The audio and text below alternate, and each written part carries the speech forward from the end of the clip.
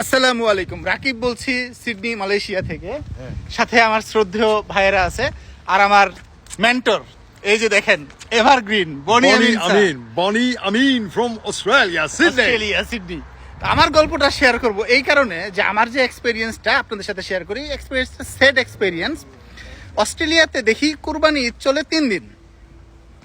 এখন যার যেদিন সুবিধা হয় সে সেদিন করে।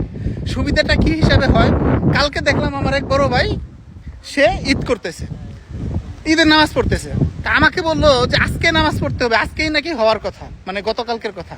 আমি বললাম, না ভাই, আমার হিসাবে তো হয় শনিবার, আগামীকাল। এখন আজকে যখন সকালে ফোন দিছি, সে সকালে ফোন ধরে, ভাই আমি তো কাজে।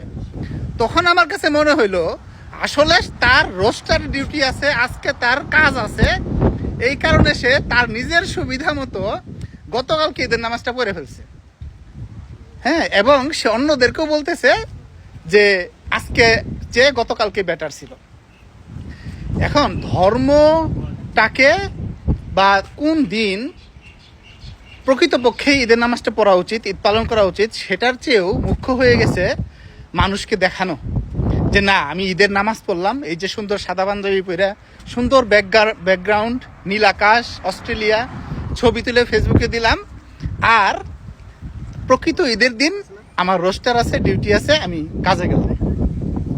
এটা একটা কাল্পনিক গল্প, কারোর সাথে মিলে গেলে আমি দায়ী না, আমার অভিজ্ঞতা থেকে বললাম আর কি। ভালো থাকবেন, আসসালামু আলাইকুম।